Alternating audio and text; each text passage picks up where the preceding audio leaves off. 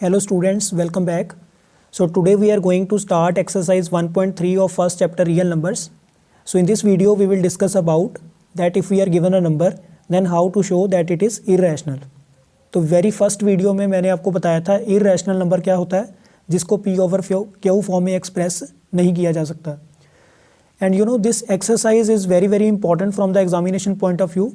तो एग्ज़ाम में चाहे आप CBSE बोर्ड के स्टूडेंट हो चाहे किसी अदर स्टेट बोर्ड के स्टूडेंट हो तो in the exam you will get at least one question of 3 और 4 मार्क्स. तो 3-4 नंबर का आपका क्वेश्चन यहाँ से पक्का बनना है. सो इस एक्सरसाइज को आपने अच्छे से करना है. एंड हालांकि एक्सरसाइज 1.3 में इतने क्वेश्चन नहीं है आपके NCERT की बुक में, फिर भी मैंने उनको 2 कैटेगरीज में डिवाइड किया है. फर्स्ट कैटेगरी आपके पास है आइसोलेटेड नंबर्स. आइसोलेटेड नंबर में आपके पास होगा √2, √3, √5, √7, √11 इस टाइप के नंबर होंगे. और सेकंड टाइप में हमारे पास है एक्सप्रेशन टाइप नंबर्स. एक्सप्रेशन वाले नंबर कौन से होंगे जिसमें विदाउट अंडर और विद अंडर दोनों टाइप के नंबर्स एडिशन या सब्ट्रैक्शन के साइन के साथ कनेक्ट होंगे. जैसे 3 + 2 √5, 5 + √3, 2 - √7 इस तरह से. तो 1 बाय 1 दोनों ही टाइप्स को अच्छे से डिस्कस करेंगे. पहले टाइप 1 के लिए for type 1 we have one definition which is divisibility. तो डिविजिबिलिटी की जो डेफिनेशन है इसको पहले एक बार देख लेते हैं, फिर आपको मैं क्वेश्चंस करवाता हूँ. तो डिविजिबिलिटी की डेफिनेशन होती है non zero number A divides another number B if there exist some C such that P is equal to AC. कि कोई भी नॉन ज़ीरो नंबर A किसी दूसरे नंबर B को तभी डिवाइड करेगा अगर कोई C एग्जिस्ट कर रहा है, कोई नंबर C एग्जिस्ट कर रहा है such that B is equal to AC. तो ये रिलेशनशिप होगा इन तीनों में. और सिंप्लीफाइड फॉर्म में यहाँ पे मैंने लिखा है जैसे A divides B if there exist some C such that B is equal to AC. हालांकि इसी को थोड़ा सा मैंने रिड्यूस किया और थोड़ा सा वर्ड्स मैंने और रिड्यूस कर दिए कि कोई नंबर A किसी नंबर B को तभी डिवाइड करेगा अगर कोई नंबर C एग्जिस्ट कर रहा है such that B is equal to AC. के सेकंड नंबर फर्स्ट और थर्ड नंबर के प्रोडक्ट के क्या होगा, इक्वल होगा. इसी को मैंने नंबर्स की फॉर्म में लिखा है कि और first number divide second number if there exist some third number such that second number is equal to first number into third number.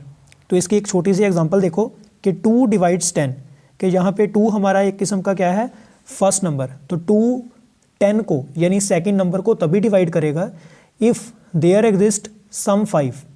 तो ये जो सिंबल है ये है देयर एग्जिस्ट का. हालांकि आपकी टेक्स्ट बुक में ये सिंबल नहीं यूज़ किया हुआ, फिर भी मैंने यहाँ पे यूज़ किया है if there exist some 5 such that 10 is equal to 2 × 5. तो देखो 2 के टेबल में 10 5 पर ही आता है. तो 2 10 को तभी डिवाइड करेगा अगर 2 के टेबल में 10 कहाँ पे आ रहा है, 5 पे आ रहा है. तो इसी चीज़ को नंबर्स की फॉर्म में कैसे लिखेंगे, first number divide second number if there exist some third number such that second number is equal to first number into third number. तो बिल्कुल बेसिक डेफिनेशन है, इसको सिर्फ क्वेश्चंस में आपने अप्लाई करना है. तो now C question number 1 of type 1. Type 1 का फर्स्ट क्वेश्चन देखो कि शो दैट &3 इज़ इररेशनल. आपने √3 को इररेशनल प्रूव करना है. सो मैथमेटिक्स में हमारे पास कुछ टॉपिक ऐसे होते हैं जहाँ पे आप we have no direct method to prove what we are asked to prove. जो आपको प्रूव करने के लिए बोला है उसको प्रूव करने का कोई डायरेक्ट मेथड नहीं है. तो वहाँ पे एक प्रिंसिपल हमने यूज़ करना होता है विच इज़ कॉन्ट्राडिक्शन प्रिंसिपल. तो कॉन्ट्राडिक्शन प्रिंसिपल क्या होता है कि जो आपने प्रूव करना है उसके ऑपोजिट आप मान के चलो. जैसे हमने यहाँ पे प्रूव करना है कि √3 क्या है, इररेशनल.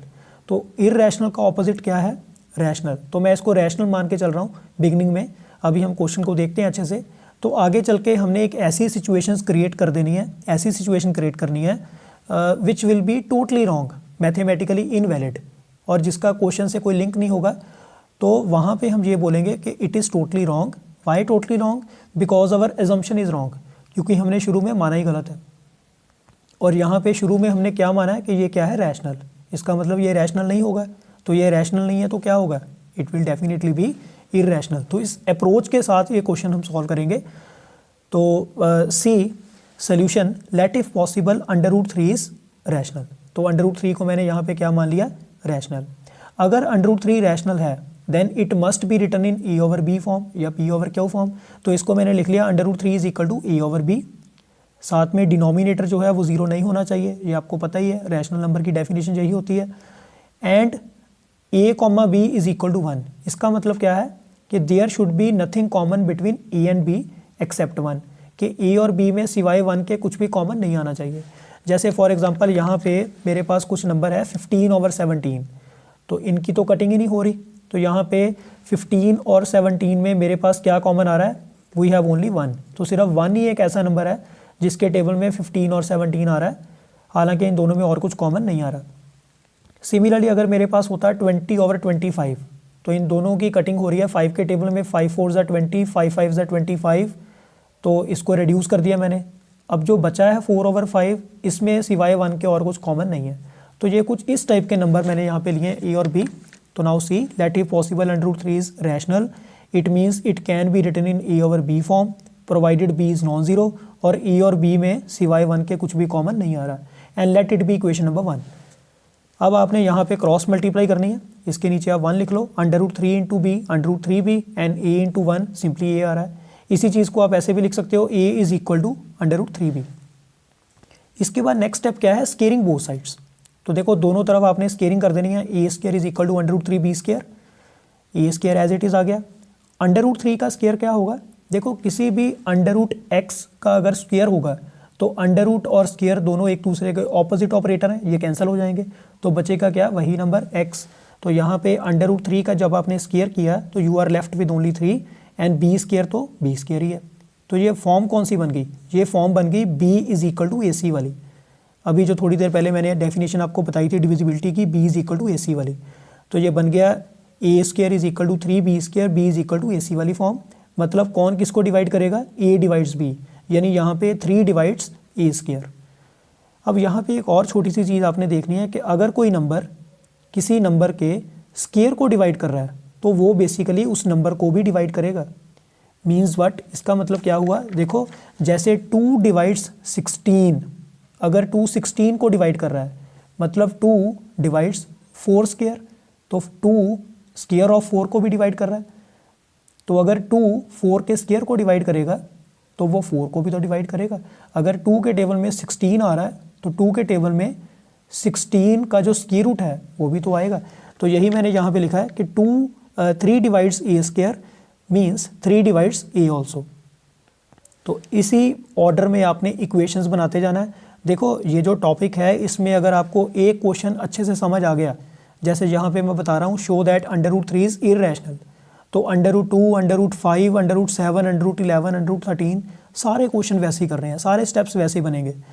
तो यहाँ तक करने के बाद 3 डिवाइड्स a, यहाँ तक करने के बाद अब देखो कोई फर्स्ट नंबर सेकंड नंबर को डिवाइड कर रहा है। फर्स्ट नंबर मेरे पास क्या है 3, सेकंड नंबर मेरे पास क्या है a, तो यहाँ पे कोई थर्ड नंबर तो ज़रूर एग्जिस्ट करेगा। तो therefore by the definition of divisibility there exist some c such that first number, तो देखो यहाँ पे फर्स्ट नंबर 3 है, सेकंड नंबर a है, first number divide second number, if there exist some third number c such that second number is equal to first into third number. तो second number मेरे पास क्या है a, फर्स्ट नंबर मेरे पास 3 है और third number c है, तो a is equal to 3c वाली इक्वेशन आपकी बन गई। अब आपने ये जो a की वैल्यू है पुटिंग इन इक्वेशन नंबर 2, ये a की वैल्यू आपने सेकंड इक्वेशन में यहाँ पे फिल कर देनी है। तो ये बन गया 3c² is equal to 3b²। इसको अगर आप आगे सिंप्लीफाई करो तो ये बनेगा 3 का स्क्वायर 9, साथ में c², राइट साइड में आ गया 3b²। अब क्लियरली दोनों तरफ 3 कॉमन आ रहा है तो 3 से आप डिवाइड कर दो, ये बन जाएगा 3c² is equal to b²। तो आगे देखो नेक्स्ट, इसको आप ऐसे भी लिख सकते हो, और b² is equal to 3c²। Again it is of b is equal to AC type form, मतलब a डिवाइड्स b, मतलब 3 डिवाइड्स b²। अगर 3b² को डिवाइड करेगा तो ऑब्वियसली 3 डिवाइड्स b।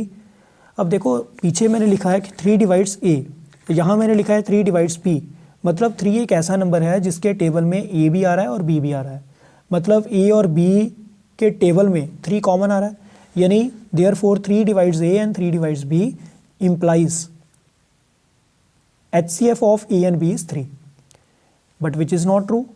वो गलत है। क्यों गलत है, देखो इक्वेशन नंबर 1 में मैंने लिखा है कि a और b में सिवाय 1 के कुछ भी कॉमन नहीं आ रहा।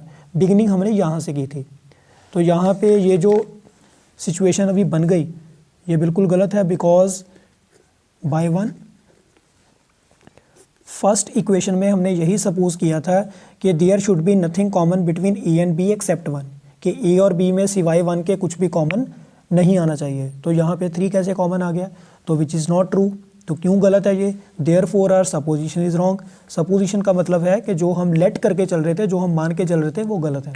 तो इसका मतलब √3 हम क्या मान के चल रहे थे कि √3 क्या है, रैशनल, पर ये रैशनल नहीं होगा क्योंकि सपोजिशन ही गलत हो गई। So hence √3 is irrational. तो इसका मतलब √3 क्या होगा, इरैशनल होगा। So this is how we can prove this kind of question. तो ऐसे इसको प्रूव करेंगे।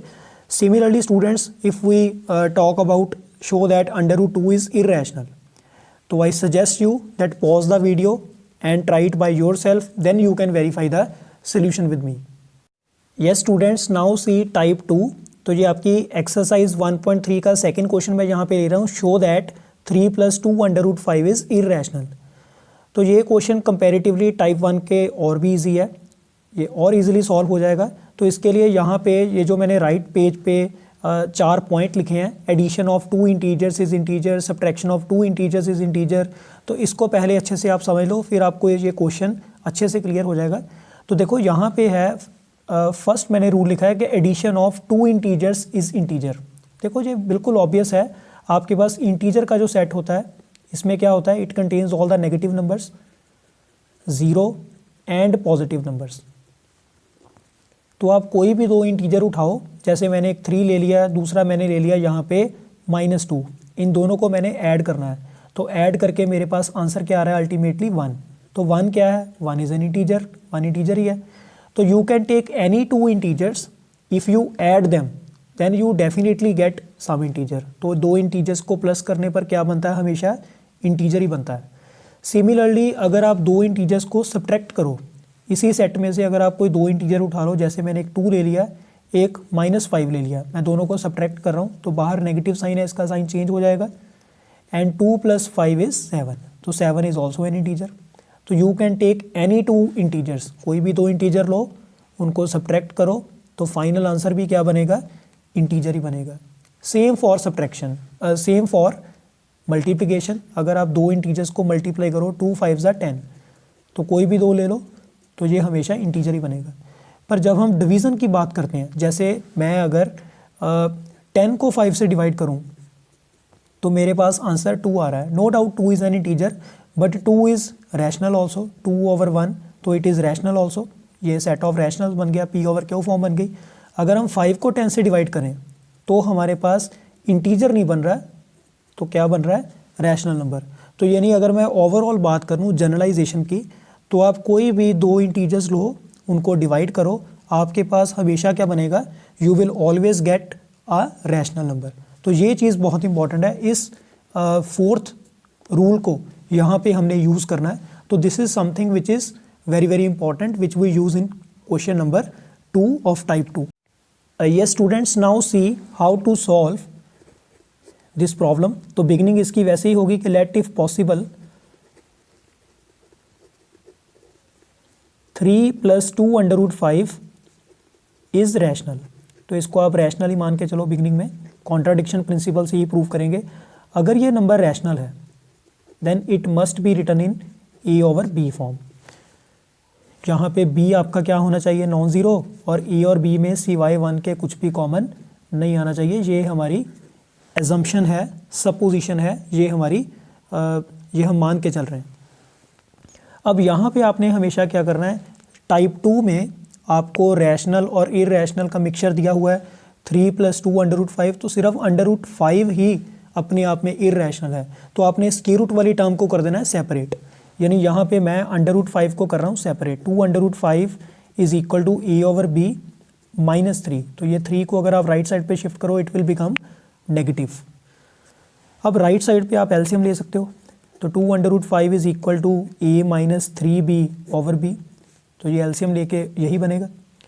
अब इस 2 को भी इधर शिफ्ट कर दो, तो 2 लेफ्ट साइड पे मल्टीप्लाई हो रहा है, राइट साइड पे जाके क्या होगा, डिवाइड होगा। तो ये इधर आगे हो गया डिवाइड। तो इसको आप बॉक्स में ऐसे हाईलाइट कर दो and let it be equation number 2।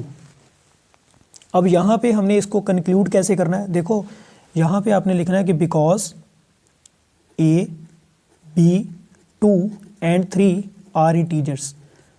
देखो इक्वल टू की जो राइट साइड है वहाँ पे आपको जितने भी नंबर नज़र आ रहे हैं, ये ए और बी भी हमारे क्या हैं, इंटीजर ही हैं।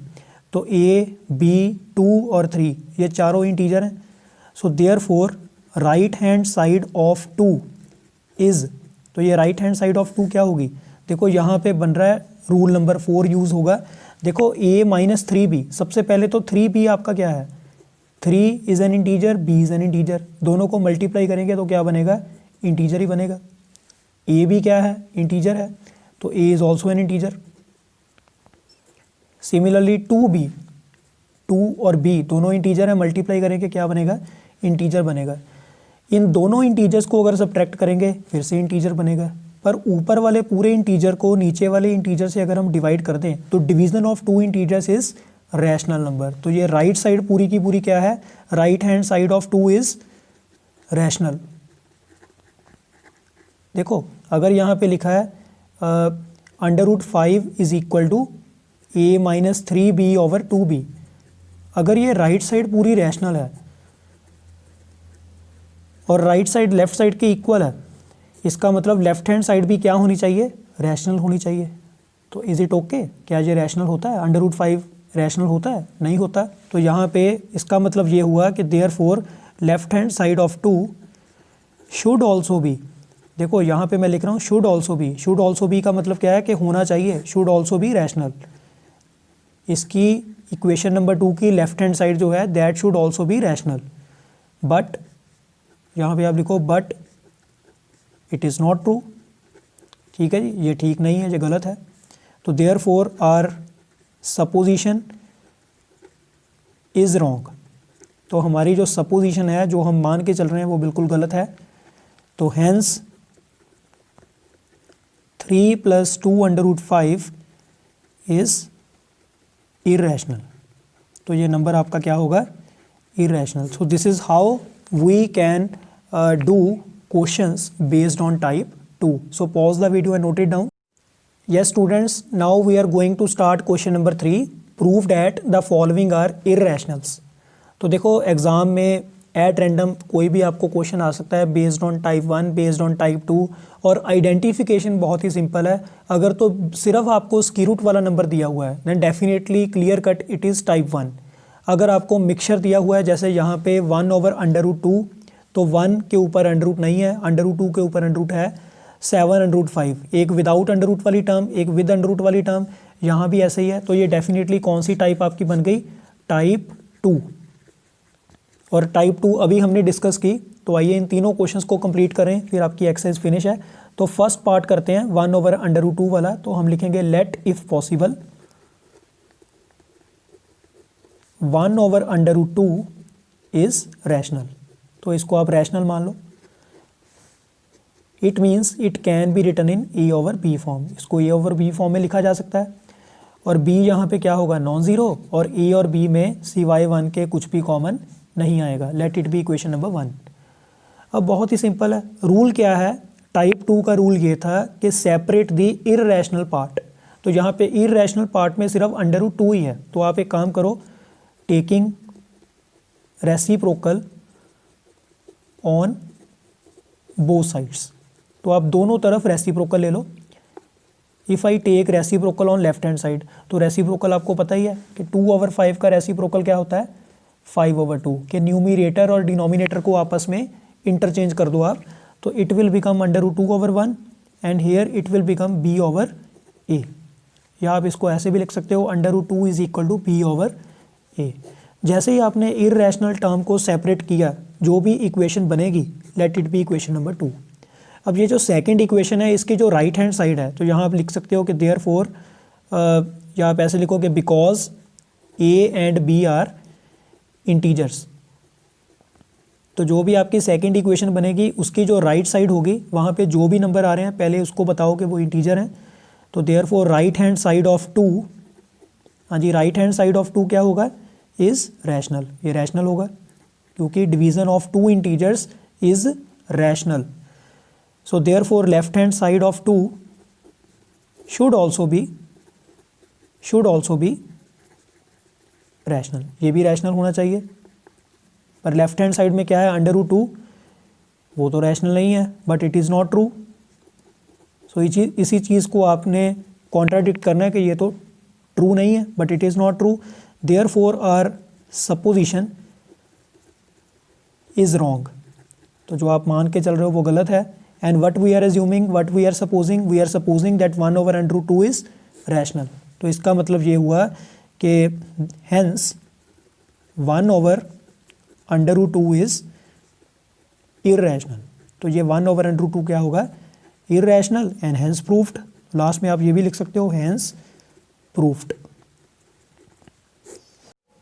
Yes student, second part is also same as first part. 7/5 बिल्कुल ऐसे ही सॉल्व करना है। पहले आपने 7/5 को रैशनल लेट करना है, फिर E/B फॉर्म में एक्सप्रेस करना है, फिर उसके बाद आपने √5 को सेपरेट करना है, और इसी तरह से रीजनिंग देते हुए आपने इसको कॉन्ट्राडिक्शन प्रिंसिपल के साथ इर्रेशनल प्रूव कर देना है।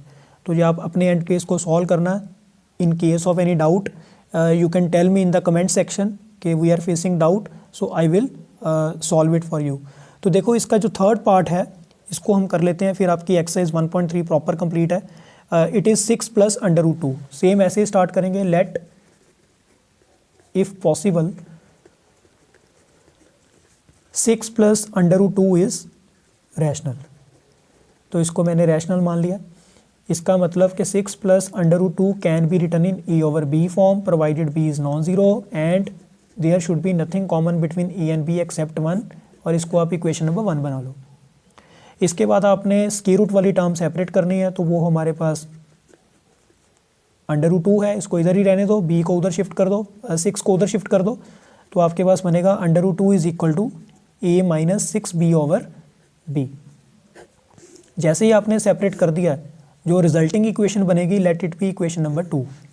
अब यहाँ पे आप लिख सकते हो कि because A, B and 6 are integers, हाँ जी ये तीनों इंटीजर हैं, तो therefore right hand side of 2 is rational.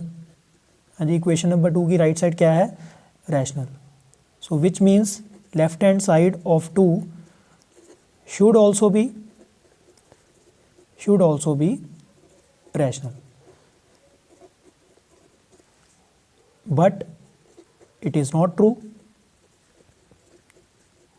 क्योंकि लेफ्ट साइड पे आपके पास क्या है √2, तो वो तो रैशनल नहीं है, but it is not true. So therefore our supposition is wrong and hence 6 + √2 is irrational, और लास्ट में आप लिख सकते हो प्रूफ्ड। तो देखो स्टूडेंट्स, ये जो क्वेश्चन मैंने आपको करवाए हैं आज एक्सरसाइज 1.3 के, एक्सरसाइज अपने आप में बहुत इंपॉर्टेंट है, इसको आपने बिल्कुल भी छोड़ना नहीं है। तो अगर थोड़े स्टेप्स आपको भूल रहे हैं तो इसकी प्रैक्टिस करो अच्छे से, repeat it again and again, तो आपको बहुत ही अच्छे से ये दोनों टॉपिक जो हैं, दोनों टाइप्स अच्छे से क्लियर हो जाएंगी। And in the next video we will start exercise 1.4। बहुत ही ईजी एक्सरसाइज है नेक्स्ट एक्सरसाइज, छोटी सी एक्सरसाइज है and it contains only 3 questions. तो टर्मिनेटिंग, नॉन टर्मिनेटिंग आपने 9th पे भी किया हुआ है, that we will discuss in the next video. And revise करते रहिए अच्छे से। So we will meet in the next video and thank you very much.